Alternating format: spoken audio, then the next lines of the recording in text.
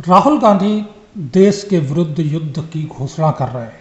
उनका कहना है कि उनकी लड़ाई भाजपा आरएसएस से नहीं, इंडियन स्टेट से है। इंडियन स्टेट का शाब्दिक अर्थ जो है वो संविधान कहता है कि भारत के राष्ट्रपति से लगा करके राज्य सरकारें, स्थानीय निकाय, जो भी तंत्र है पूरा भारत को चलाने वाला, और इंडियन स्टेट की श्रेणी में भारत की कार्यपालिका, न्यायपालिका भी आ जाती है।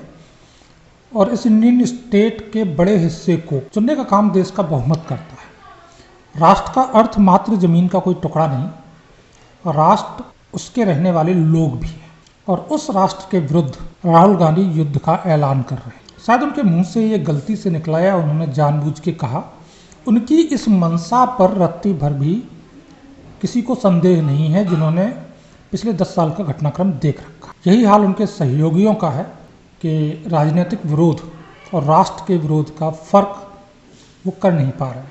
राम राम, मेरा नाम अजय सिंह, स्वागत है आपका मेरे यूट्यूब चैनल बसंत। एक घटनाक्रम रहा मित्रों के प्रयागराज में इस समय कुंभ, महाकुंभ चल रहा है, और अचानक से 3 दिन पहले, 4 दिन पहले एक अफवाह उड़ना शुरू हुई कि कुंभ में प्रथम स्नान के बाद अत्यधिक ठंड के चलते कई लोगों की मृत्यु हो गई और बहुत सारे लोग अस्पताल में भी भर्ती हैं। और सिर्फ सोशल मीडिया नहीं, मेन स्ट्रीम मीडिया ने भी इसमें आग लगाने में कोई कमी नहीं छोड़ी। सोशल मीडिया पे इस काम में अग्रणी भूमिका निभा रहे थे सपा के पदाधिकारी और उनके समर्थक। आखिर समाजवादी पार्टी के समर्थकों को इस अफवाह को उड़ाने से क्या लाभ था? समाजवादी पार्टी समर्थकों की दिक्कत ये है कि उन्हें जिस स्वरूप में राजनीति को समझाया गया है वो यही है कि आप ताकत के जोर से, गुंडई के जोर से सत्ता हासिल कर सकते हैं। और अब वो गुंडई चूंकि उत्तर प्रदेश में नहीं चल पा रही है, तो उन्होंने ये वाला रास्ता पकड़ा है। कई सपा समर्थक, सपा के पदाधिकारियों से अफवाह फैलना शुरू हुई। उसके बाद लगातार सपा के जो समर्थक हैं वो इस अफवाह को आगे बढ़ाने में जुटते गए। बाद में राष्ट्रवादी खेमे की तरफ से इस संबंध में उत्तर प्रदेश पुलिस में एफआईआर दर्ज करवाई गई, बहुतों के विरुद्ध कार्रवाई हुई। एक राकेश कुमार आजमगढ़िया, राकेश यादव आजमगढ़िया हैं, उन्होंने भी ये काम किया था। अब सोचिए, ये व्यक्ति सऊदी अरब में बैठा हुआ है, वहाँ ये नौकरी कर रहा है, और उसे कुंभ के बारे में सटीक जानकारी है, प्रयागराज के बारे में कि वहाँ क्या हुआ है। और ये सोशल मीडिया पोस्ट कर देता है कि भैया कुंभ में तो मरघट बन गया, मारामारी मची है, ठंड से लोग मर रहे हैं। अब चूंकि आप कानून के दायरे का उल्लंघन करेंगे तो आपको उसका खामियाजा भी भुगतना ही पड़ेगा। और अब राकेश कुमार आजमगढ़िया के विरुद्ध वैधानिक कार्रवाई हुई है। उस वैधानिक कार्रवाई के तहत उनका पासपोर्ट निरस्त किए जाने की कार्रवाई भी शामिल है। पासपोर्ट निरस्त होने का अर्थ आप समझिए कि या तो उन्हें सऊदी अरब से तत्काल डिपोर्ट किया जाएगा, जैसे ही वहाँ सूचना दी जाएगी भारत सरकार द्वारा, अन्यथा अगर वो वहाँ चुपते हैं तो भारतीय नागरिक के तौर पर उन्हें जो सुरक्षा स्टेट देता है उससे वो वंचित हो जाएंगे। और इस स्थिति में सऊदी अरब सरकार उन्हें ढूंढ के गिरफ्तार भी करेगी। उसके बाद वहाँ की जेलों में और सऊदी सरकार में क्या होता है, इस चीज़ से हम और आप सभी वाकिफ़ हैं। तो राजनीतिक दलों की नेगेटिविटी का खामियाजा उनके समर्थक अति उत्साह में अक्सर भुगतते हैं, जैसा कि राकेश कुमार या राकेश यादव आजमगढ़िया के साथ हुआ। और ये लगभग इस समय पूरे विपक्ष की स्थिति है, तो राष्ट्र और दलगत विरोध में फर्क नहीं कर पा रहे। गलवान की घटना होती है, ये चीन के समर्थन में बयान देते हैं। आतंकी हमला होता है कश्मीर में, पुलवामा में, इनके और पाकिस्तान के बयान जो हैं, पाकिस्तानी सेना, पाकिस्तान की सरकार के जो बयान हैं, जो सवालात थे, ठीक वही सवालात, ठीक वही बयानात भारत के विपक्षी नेताओं के थे।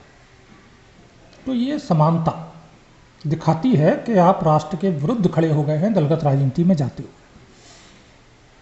कुंभ का मेला भारतीय जनता पार्टी की राजनीतिक रैली नहीं, कुंभ का मेला किसी सरकार का आयोजन भी नहीं। ना वहाँ भारतीय जनता पार्टी के झंडे लहरा रहे हैं, ना वहाँ भाजपा के नेता भाषण दे रहे हैं, लेकिन उसके बावजूद भी अगर विपक्ष को कुंभ का विरोध अफवाह फैला के करना पड़ता है अगर कुंभ में कुछ कमियां हैं, व्यवस्थाओं में कुछ कमियां हैं, विपक्ष का अधिकार है तो सरकार पर प्रश्न खड़ा करें, सरकार से पूछे कि आखिर ये व्यवस्था क्यों नहीं हो पाई या इसका आयोजन इस तरह से क्यों नहीं हुआ, और हक बनता है विपक्ष का, बिल्कुल करें। लेकिन असल दिक्कत यहाँ पे आती है कि आपको कुंभ के आयोजन की जो औचित्य है उस पर आप सवाल उठाते हैं। आपको कुंभ के आयोजन पे होने वाला खर्चा बेवजह दिखता है। आप सीधे सीधे कुंभ, जो कि वैदिक कालीन परंपरा है, उसके औचित्य पर सवाल खड़े कर देते हैं राजनीतिक प्रतिरोध में। और उसके बाद जब आपका जोर नहीं चलता, क्योंकि चलना भी नहीं था, तो फिर आप अफवाह का सहारा लेते हैं कि अफवाह फैला करके लोगों को इस आयोजन से दूर किया जाए।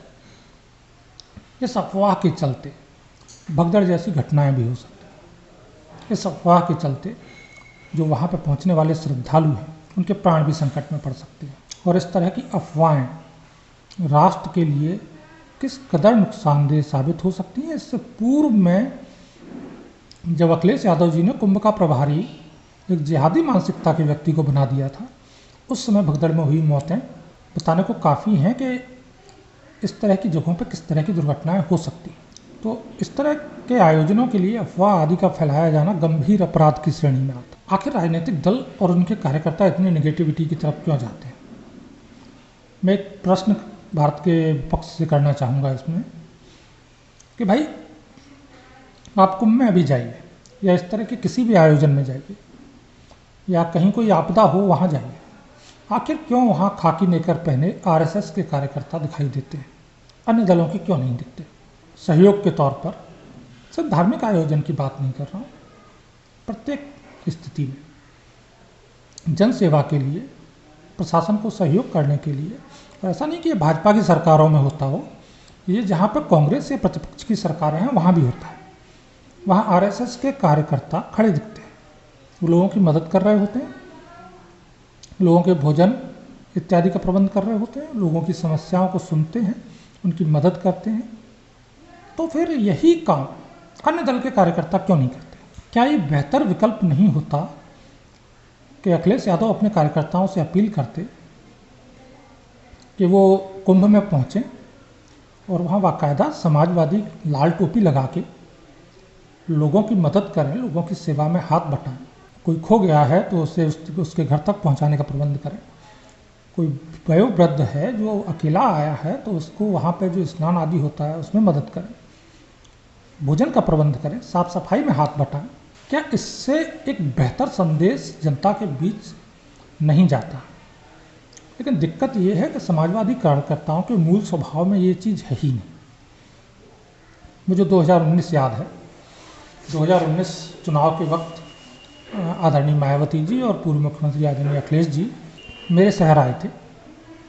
यहाँ उनकी एक राजनीतिक रैली थी और उस रैली में खड़े होकर मायावती जी ने समाजवादी पार्टी के कार्यकर्ताओं की उद्दंडता और अनुशासनहीनता और मंच से टिप्पणी की थी। और उन्होंने ये कहा था कि अखिलेश जी, आपके कार्यकर्ताओं को हमारे कार्यकर्ताओं से या भाजपा के कार्यकर्ताओं से सीखना चाहिए। मानी पूर्व मुख्यमंत्री अखिलेश यादव जी की धर्मपत्नी श्रीमती डिम्पल यादव खुद अपने कार्यकर्ताओं के उद्दंडता, अपने कार्यकर्ताओं की अनुशासनहीनता और अपने कार्यकर्ताओं की गुंडई का शिकार हो चुकी हैं।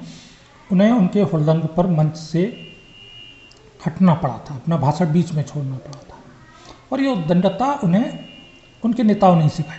उन्हें यही सिखाया गया है कि सड़क पर तोड़फोड़ करनी है। उन्हें सिखाया गया है कि ठीक है, अभी लखनऊ में जाकर तोड़फोड़ करनी हो, उनके 10,000 कार्यकर्ता पहुंच जाएंगे। सड़कों पर तमंचे लहराने हो, उनके कार्यकर्ता शहर से कार्य कर देंगे। लेकिन अगर कहीं कोई आपदा है और वहाँ जा कर के लोगों की मदद के लिए कहा जाता है उनके कार्यकर्ताओं को, 5 कार्यकर्ता जी अखिलेश जी की अपील पे नहीं आएंगे। कुंभ में जाके सेवा कार्य के लिए अगर अखिलेश यादव जी अपने कार्यकर्ताओं से अपील करते हैं तो इस फालतू काम को करने के लिए कोई कार्यकर्ता नहीं पहुँचेगा। ज़्यादातर क्षेत्रीय दलों में और मुख्य विपक्षी पार्टी कांग्रेस में भी एक संस्कृति डेवलप हुई है जहाँ ऊपर से नीचे तक सिर्फ लूट में हिस्सेदारी के लिए लोग राजनीतिक कार्यकर्ता बनते हैं। ना इनका राष्ट्र से कोई लेना देना, ना जनों राष्ट्र की जनता के प्रति इनके अंदर कोई आदर भाव। कम से कम इनकी हरकतों से यही साबित होता है। तो ऐसे में अगर उनका नेता राष्ट्र के विरुद्ध युद्ध का ऐलान करता है, लड़ाई का ऐलान करता है, तो ये उनकी सामान्य सोच है। या तो हमें सत्ता चाहिए, और अगर हमारे पास सत्ता नहीं है तो हम इस देश को अराजकता में झोंक देंगे, और उसके लिए हमें किसी से हाथ मिलाना पड़े हमें कोई हिचक नहीं है। हमें जाके चीन से हाथ मिलाना पड़े हम मिला लेंगे, हमें पाकिस्तान की ISI से मिलाना पड़े हम मिला लेंगे। 2022 का चुनाव बाकायदा नेपाल के जो FM चैनल्स हैं, और उनमें से बहुत सारे वो हैं जिन्हें ISI फंड करता था उस समय, और उन चैनलों से लगातार जो उत्तर प्रदेश के सीमावर्ती इलाके हैं वहाँ प्रसारण सुना जाता था, और वहाँ पे समाजवादी पार्टी का प्रचार होता था। आखिर क्यों पाकिस्तान उत्तर प्रदेश में समाजवादी पार्टी की सत्ता चाहता है, ये सोचने का विषय है। तो राष्ट्र विरोध इन पार्टियों के मूल स्वभाव में है।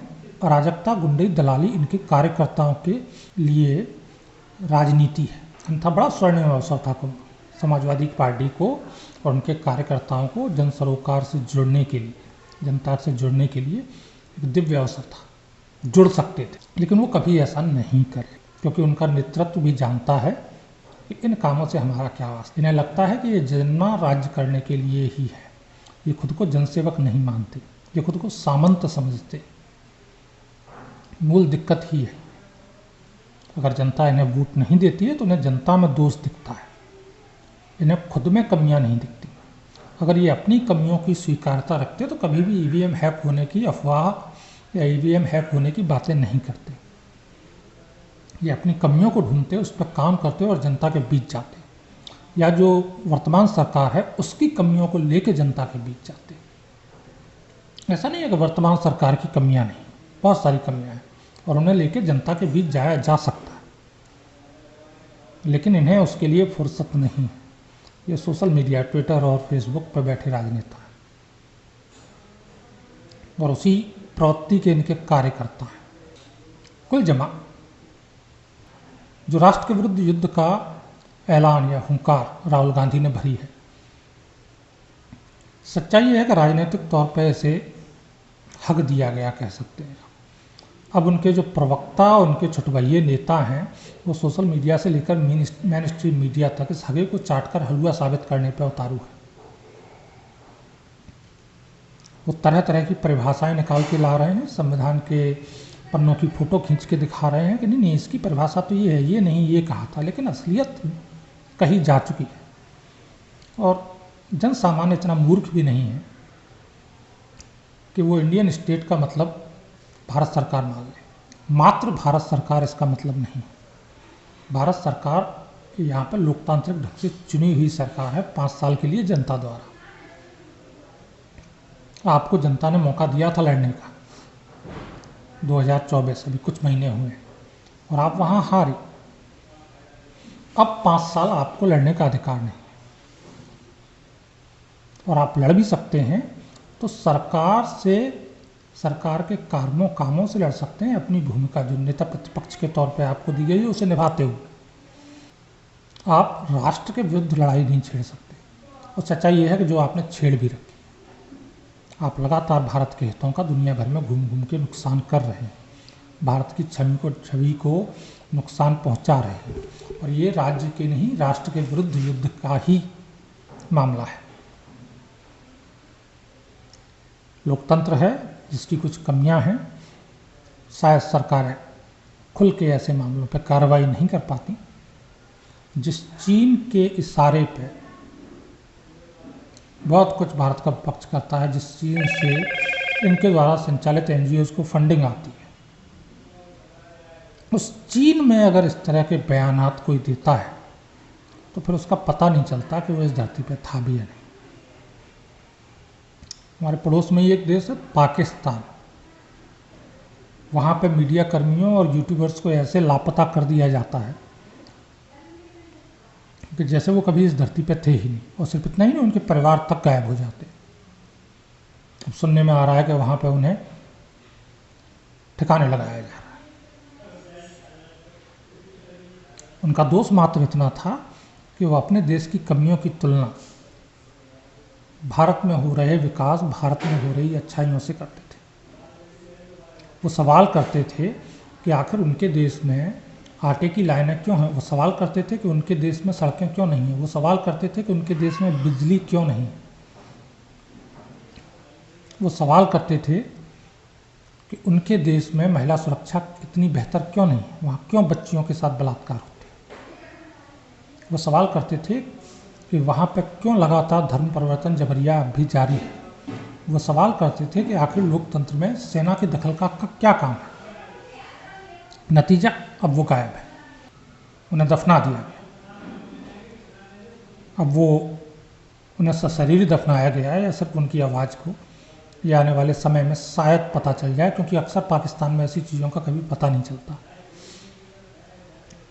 और राहुल गांधी जी लोकतंत्र है और बाकायदा जो वर्तमान सरकार है वो लोकतांत्रिक मूल्यों की कद्र कर रही है, अन्यथा भारत में भी ऐसा नहीं है कि ये संभव ना हो। एक लोकतांत्रिक देश है, आप किसी भी आपत्ति को दर्ज करवाने के लिए संसद जो कि सबसे शक्तिशाली है वहाँ बैठे हुए हैं। नेता प्रतिपक्ष जिसे कैबिनेट मंत्री के बराबर दर्जा प्राप्त होता है उस पद पे है। लोअर कोर्ट से लगा के सुप्रीम कोर्ट तक एक सुदृढ़ न्याय व्यवस्था इस देश में है, आप वहाँ जा सकते हैं। तो सरकार के किसी भी कृत्य से, सरकार के किसी भी नियम कानून से, सरकार के किसी भी फैसले से अगर आप संतुष्ट नहीं हैं, अगर आपको लगता है कि वो देश हित का, जनहित का फैसला नहीं है, तो आपके पास उस फैसले से लड़ने के लिए बहुत तेरे विकल्प हैं। आपको देश के विरुद्ध युद्ध छेड़ने की दरकार नहीं होगी, पहले भी कई बार हुआ। जब सरकारों के फैसले अदालतों ने पलटे, अदालतों के फैसले सरकारों ने पलटे, और आपकी डिक्टेटर दादी राहुल जी के फैसले को जनता ने पलटा है। तो एक लोकतंत्र है और लोकतंत्र से मिली शक्ति का सम्मान करना आपको आना चाहिए अगर आप नेता खुद को कहते हैं। भाजपा से लड़ना है तो ज़मीन पे आइए, लोगों से जुड़िए, आइए कुंभ में आप अपने कार्यकर्ताओं के साथ, आप भी आरएसएस के लोगों की तरह लोगों की सेवा में जुटिए। आप अपने आप को साबित करिए, ना कि कुंभ के आयोजन पे उंगली उठाइए, ना कि कुंभ के बजट पे उंगली उठाइए, ना कि कुंभ के औचित्य पे उंगली उठाइए। क्योंकि आप जब कुंभ के औचित्य पे, कुंभ के बजट पे, कुंभ के आयोजन पे उंगली उठाते हैं तो आप भाजपा पे उंगली नहीं उठाते, आप इस देश के बहुसंख्य हिंदू पे उंगली उठाते हैं। आप इस देश के बहुसंख्य हिंदू के हितों के विरुद्ध बात करते हैं। और फिर आप ये उम्मीद रत्ती भर न रखिए कि ये बहुसंख्य वर्ग आपको सत्ता का द्वार दिखाएगा। निश्चिंत रहिए, अभी जो आपका हश्र है उससे और बदतर हो जाएगा। खैर, राहुल गांधी जी राष्ट्र के विरुद्ध युद्ध में अगली कौन सी चाल, कौन सी व्यूह रचना लेकर के आएंगे, हम देखेंगे भी और हम मुकाबले के लिए तैयार भी। तब तक राम राम, वंदे मातरम, जय हिंद।